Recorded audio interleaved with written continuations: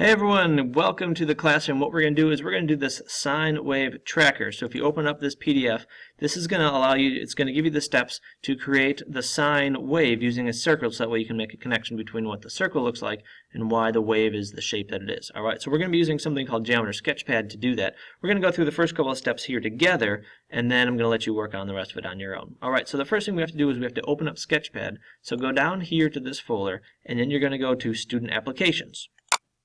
And then from there you're going to go down until you find Sketchpad.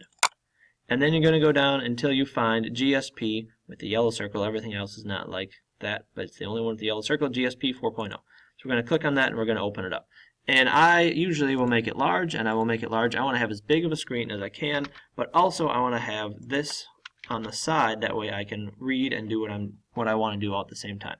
Alright. So we're going to construct an animation engine that traces out a special curve called the sine wave.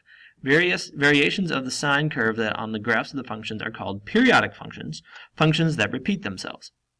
The motion of the pendulum and ocean tides are examples of periodic functions. So in a new sketch, we're going to construct horizontal segment AB. So we're going to go to this segment here, and if we want to make it horizontal, if you hold down the Shift key, see how it kind of just goes between like different angles, specific angles. If I let go of the Shift key, see how it's nice and smooth.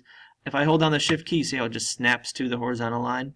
So I did that. I would say make sure you hold down the Shift key, then let go of the mouse, otherwise you might have it be off by a little bit. Okay, so we did step one. We sketched horizontal segment AB. If I want to label it, if I click here and show label A, click here, and I'm going to go to show label. So I've got AB. Is it necessary if you have the labels? Not necessarily, but maybe they will come in handy later because they might ask you questions. Alright, step 2. Construct with a circle with center A and radius at endpoint C. Notice how C is not on the segment B, so we're going to make this one like this. Does it matter if it's off here either? No, I know mine's a little bit smaller. Okay, so there we go, and then we're going to make this endpoint show label C. Okay. Now it says construct point D on AB. I have to construct a point on AB, so I'm going to put it on. See how it highlights when it's on there? There we go, and I'm going to show my label, so there's D. So I've got A, B, C, and D. Alright, next it says construct line perpendicular to AB through point D. So what I need to do is I need to make sure that I want to construct something. I need to know that it's perpendicular through this line at this point. So I need both of them. So if you go up here to construct, let me just move this down just a little bit here. Can I do that? It's not really letting me. Okay, but I go to construct here. I'm going to go to perpendicular line.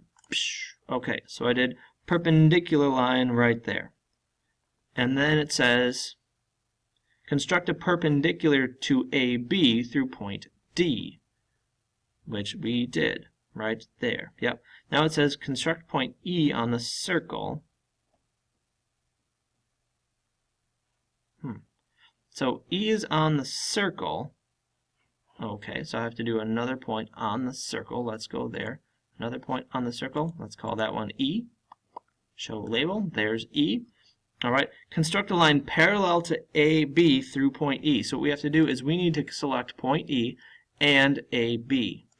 So I'm going to do that. Right? So that way when I go to construct, I'm going to go down to parallel because I want them to be parallel. And now it says parallel to this thing at this point.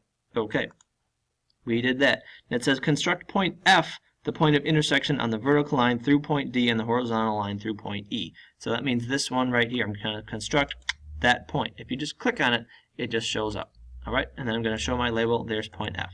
Alright, so the question it's going to ask you right now is drag point D and describe what happens to point F.